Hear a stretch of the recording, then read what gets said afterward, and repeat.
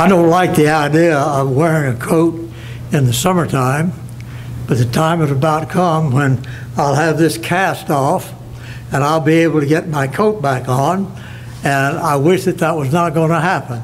The cast, yes. The coat, no. We're so glad to have you present today. We're glad to have those of you who are visiting with us today. And we hope that you'll be back and visit with us more and be a regular person here in this congregation.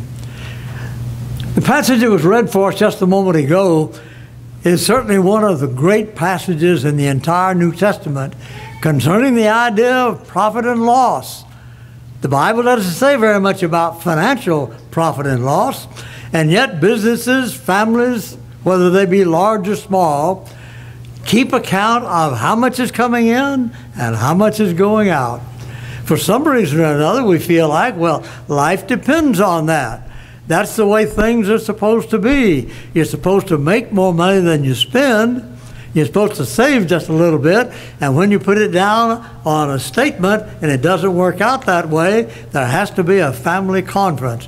We're spending too much money. Well, families take a great deal of take this with a great deal of seriousness. Businesses take it a great deal of seriousness. Financial profit and loss statements, Paul says, are not the real thing. When Paul talked about profit and loss, he wasn't talking about his pocketbook. He was talking about his spiritual health. It's a wonderful example to us, the life that Paul lived. He talks about the spiritual things rather than the financial things. He talks about devotion to Christ instead of devotion to his pocketbook. He bases things on eternal priorities, not on temporal priorities. His overriding guide in life was not how much money I can make, not how much fun I can have, not how much I can accumulate, not how famous I become, but instead his overriding guide in life was to determine everything on the basis of Jesus Christ and him crucified. Now, in the text that we had just a moment ago, Paul uses two very, very strong words. He talks about his accomplishments, a strong idea. He talks about the things that he has done, very strong idea. And then he uses the word garbage, quite literally. Everything that I have done is only garbage by comparison to what Christ has done for me. All that I have accomplished is just rubbish, he says, compared with the knowledge of Jesus Christ. Folks, I am convinced if I can get this into my mind and embrace the idea and allow this idea to become part of me, it will be a mind-changing, it will be a behavior-changing activity in my life. I'm not preaching this sermon with the idea of shaming anyone, but as I read this text, when I was thinking about it, as I read this text, I thought, what a great example this is. We have some little babies here in the audience. We have some mommies and some daddies and all of that, you know, and they're going to have to be examples to their children, because studies have shown over and over that children learn more by the example of their parents than they do from the things they read in a book, so far as behavior is concerned. The church needs to be an example to the world, and the church needs to have Jesus Christ as its example. And so I want us to look at the life of this man, Paul, because he is the personification, I think, of one who follows the example of Christ. Well, Paul's an interesting fellow here. He had a pre-Christian life, and that pre-Christian life was very, very important, and it was something that set the stage for him. He was not a religious zealot after he became a Christian, just because he became a Christian. He had this in his mind all along. That is, the idea of how important it was to follow God's directives. And so in the 3rd chapter of Philippians and the 4th through the 6th verses, he talks about this, and the things that I did to fulfill the law. The Jewish emphasis was on law, law, law. Commandment, commandment, commandment. Keep the commandments. And they even did some extra biblical writings that we find in the Jewish literature outside of the Bible, where they talked about how much merit you could pile up for yourself by keeping all of these laws. Well, that was particularly true of the Pharisees. They were the people who believed that the letter of the law was always the thing that you had to look at. The spirit of the law was not so important. The letter of the law was the thing that was important. Now, I don't have any objection to that, provided we hold it in the context of the grace of God. And so this whole idea of Paul, he says, I am a Hebrew of Hebrews. I am of all of the Jews, he says, I am one to personify these very things. Let's notice some things that he said. He said, are they, these people who are boasting and all, he said, are they Hebrews? Oh, I am a Hebrew even more. He says, I am of the tribe of Benjamin. Well, so what, Paul? Well, if you look at the history of the Jews, this was a very important thing. The tribe of Benjamin came from the man Benjamin, who was the youngest son of Jacob's favorite wife.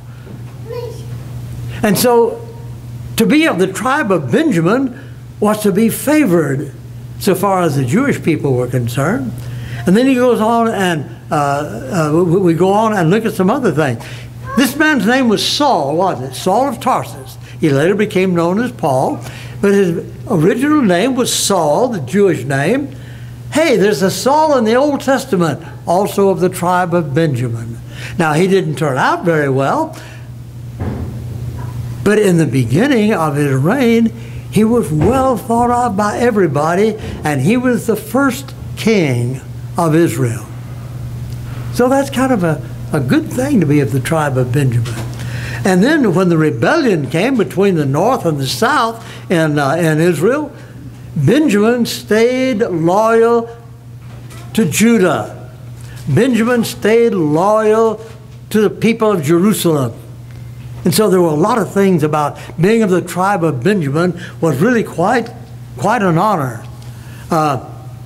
In Galatians, the 1st chapter and the 14th verse, there's an interesting thing here that Paul writes about himself. I advanced in the Jews' religion beyond many of my own age among my countrymen, being more exceedingly zealous for the traditions of my fathers. Well, wait a minute now.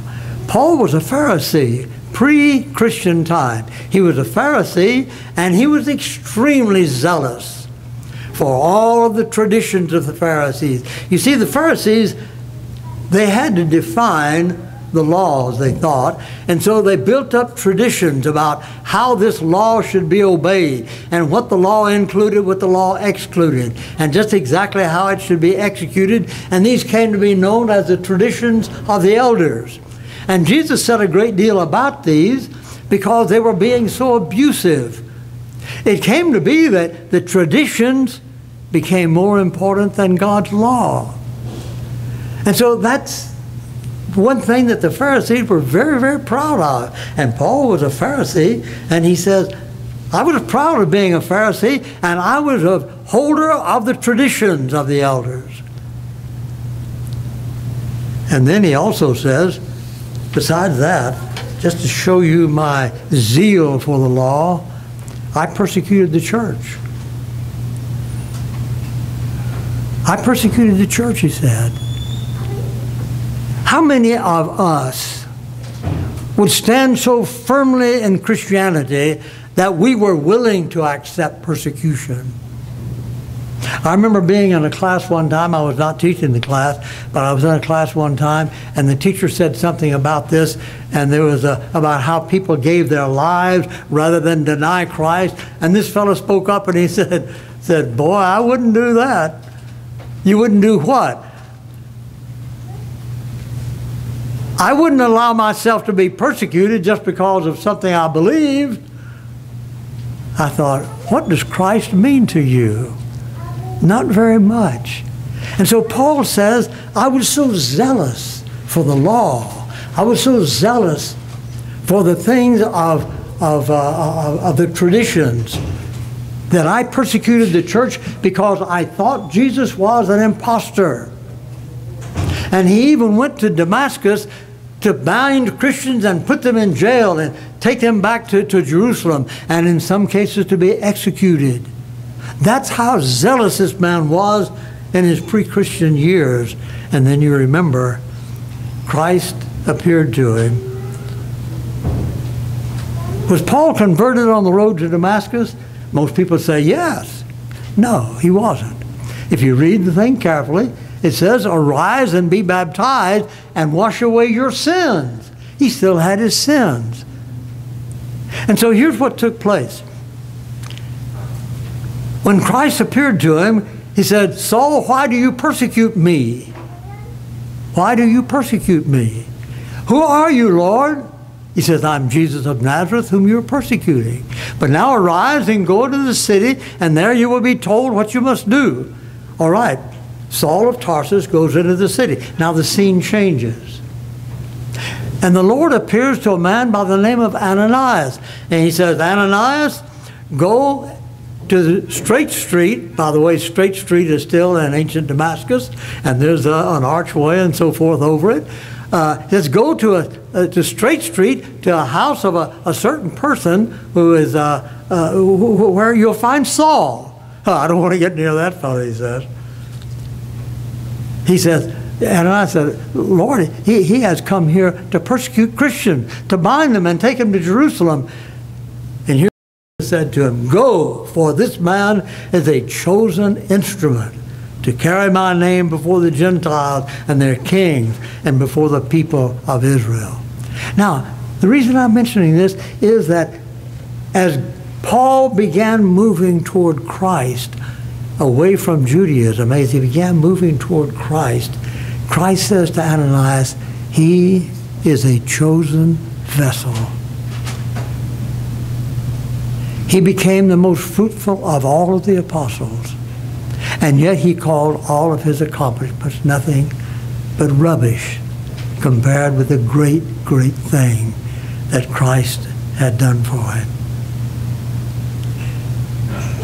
In Titus chapter 1, in God's own season, he manifested his word in the message wherewith I was entrusted. You see, Paul was inspired. Most of the New Testament was written by Paul. An accomplishment, something to be proud of. Oh, wow, if I was inspired, if I could speak for the Lord like Paul spoke for the Lord, I think I'd sit back and say, okay, all you guys, listen to me because I've really got it. No, Paul says, even that is rubbish compared with what Christ has done for me. In 13th chapter of Acts, verse 2, Saul of Tarsus now is a Christian. He was worshiping there in the city of Antioch, and the Lord said, set apart Barnabas and Saul for a work that I have called them to. And so this begins his first mission journey.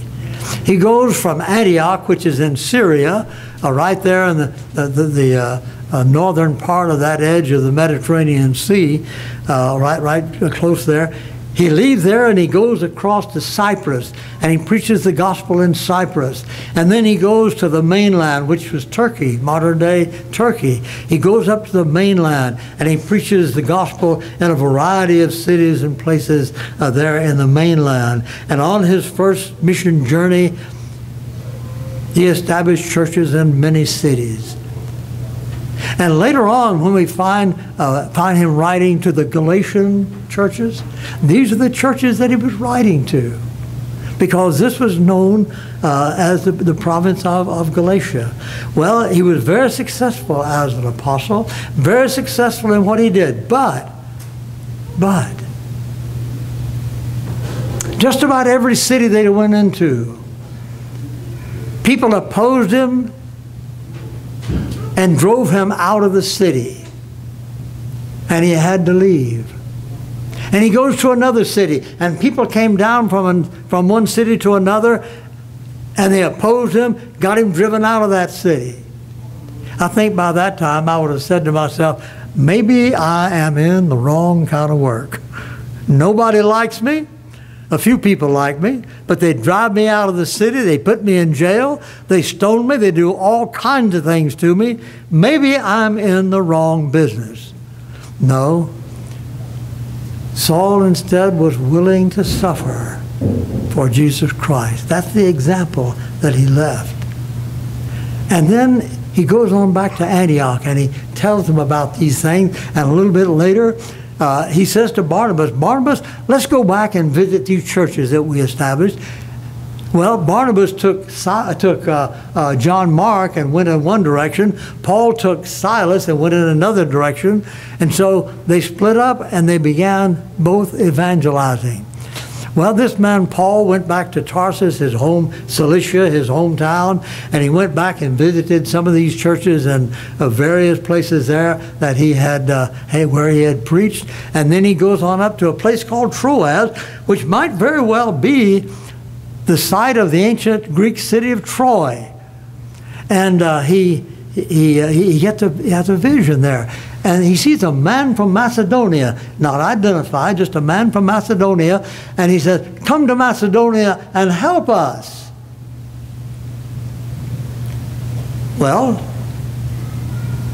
Paul and Silas and now Timothy had joined them. And lo and behold, we find out that Luke met them there also. And they go across the way, across the water, and they end up in Greece. And in this second missionary journey, they visit the city of Philippi, the city of Thessalonica, Berea, and then he goes to Corinth. And he establishes the church in all of these places. These are some of the accomplishments that Paul had. He goes back on a third mission journey and visits these places. Well, by that time, you know what? And this happened so many times in so many places. There were some people in the Corinthian church, for example, they didn't like Paul. I've wondered if Paul was a very good preacher. According to some of the things that he says, the reports of me are these, that his letters are fine, his letters are very strong, but his bodily presence is very weak. Now, Paul writes about that in the 2 Corinthian letter. And so it may be that Paul was not a very entertaining speaker. It may be that he had some kind of physical disability and he didn't make a good appearance. I don't know what it was, but that didn't make any difference to Paul. Because Paul said, for me to bring the gospel is more important than the way I look or the way I speak. And so here's what he said. When the Corinthian people had, some of them, had opposed Paul, and they did. And he writes a great deal of this in 2 Corinthians. He says, are these people the servants of Christ? I am. He says, I am more. I have worked harder. I have been imprisoned more frequently. I have been flogged more severely. I have been exposed to death again and again. 5 times I received 40 stripes from the Jews, minus 1. 3 times I was beaten with rods. Once I was stoned. 3 times I've been shipwrecked. I spent a night and a day in the deep. I have been constantly on the move. I have been in danger of rivers, in danger of bandits, in danger of my countrymen, in danger from the Gentiles, in dangers from the city, in dangers of the country, in dangers of the sea, in dangers of false brethren. I have labored and toiled. I have often gone without sleep. I have known hunger and thirst. I have often gone without food. I have been cold and naked. And besides all of these things, I face daily the pressure concerning all of the churches. And then, you know, he wrote to the Romans, and he made a statement that just kind of blows me out of the water, to tell you the truth. He said, my heart's desire and prayer to God for Israel is that they be saved. My heart's desire. Hey, folks, what is your heart's desire? What is my heart's desire? Paul says, I've been flogged. I've been exposed to death over and over. I've been beaten with rods, beaten with stripes. I have been in danger of all these things, but my heart's desire is to preach the gospel. Don't you see the example of this? Not from the point of view of reprimanding anyone, but from the point of view of seeing the devotion of a godly, holy person. It's all garbage compared with what Christ has done for me. That's Paul's prophet-in-law statement. All of the things that seem to be profit, he says, I count as rubbish, that I may gain Christ and be found in him, not having a righteousness of my own, but that which comes by faith, trust in Jesus Christ. Paul knew what sacrifices were. Paul knew what it was to serve Christ. Paul knew what it was to be persecuted. And all of these accomplishments, that's not my source of salvation, Paul says. Jesus Christ is the source of my salvation. And so whatever was profit to me, I now consider loss for the sake of Jesus Christ. What is more, I consider everything lost compared to the surpassing greatness of knowing Christ, for whose sake I have lost all things. What are your accomplishments, Paul?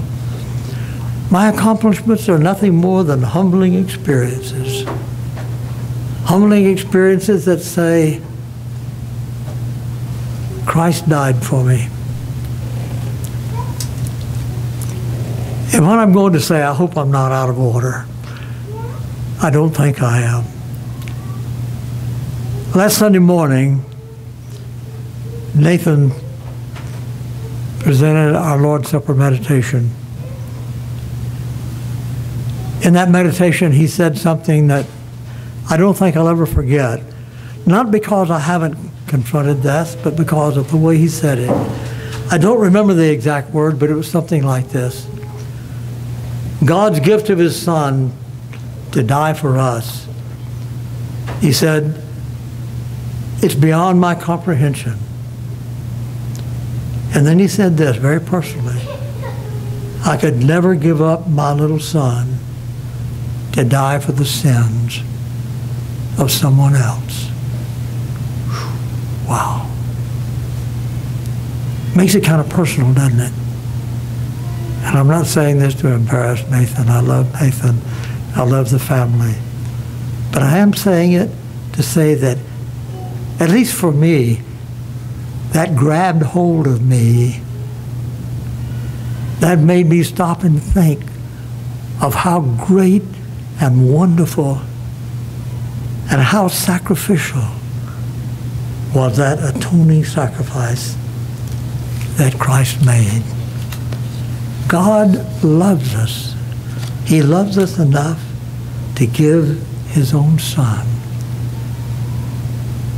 Well, this was the basis and the source of Paul's hope for eternal life. You know, it's grieving when somebody gets the idea, if I can just be baptized, I'm okay. If I just attend church once in a while, I'm okay. That was so foreign to Paul. It wasn't the idea of going through a ritual and get okay, of going through a form and now you're forgiven. It was the giving of himself, his whole life, every fiber of his being to Jesus Christ. And so when he begins looking at his profit and loss statement, he's not thinking in terms of dollars and cents or whatever they had. He was thinking in terms of his spiritual indebtedness to Christ. And he saw on the profit side this enormous thing that somehow or another was a gift to him. He didn't work for it. He didn't deserve it. It was a gift. That gift of the atonement of Christ. And that's the key. And on the other side, we have all of Paul's accomplishments, some of which I've read about and talked about. And you see all of these on the other side of the ledger. But wait a minute. Isn't that the loss side? Yes. But he says, when I compare my accomplishments to what Christ did for me, it's all rubbish. Is your fidelity in your own mind something to be proud of? Is your devotion to God in your mind something to be proud of? Is my work for God, my work for Christ, something to be proud of? The answer needs always to be no. No. Instead, that is just simply an offering of gratitude to God for what God has done for us. There's no way that I can ever repay that debt. There's no way that I can ever be worthy of that sacrifice. There is no way that anything that I could ever do would account for something great. It's all rubbish. For Paul, his whole life was devoted to doing what God wanted done. That was the whole thing. It wasn't the idea, well, I've been baptized, now I'm okay. It wasn't the idea, I go to church once in a while, so I'm okay. No, the idea was, I have given my whole being to him. Every decision goes through the filter of Christ. Every movement goes through the filter of Christ. Every dollar that I earn goes through the filter of Christ.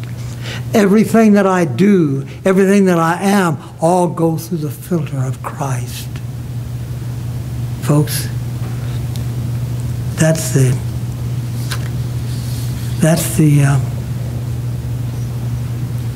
profit and loss statement of a man whose life was so deeply, deeply spiritual. I want to conclude just by saying, or by asking, what does my profit and loss statement look like? I'll have to tell you, I've got a budget at home, and I keep count of the money that comes in, the money goes out. When I die, that thing's going to die too. The thing is, I will live forever somewhere. That budget will die. I have to look and see, what is my spiritual profit and loss statement? If you're not a Christian today, become a Christian, not just to go through a ritual. Become a Christian by being baptized into Christ and put him on. Let him control your life. Let him direct your life. Let him be the one that everything is done through. Be faithful and devoted to him. If you're subject to the invitation, we're going to sing a song. We invite you to come. Let's stand together and sing, please.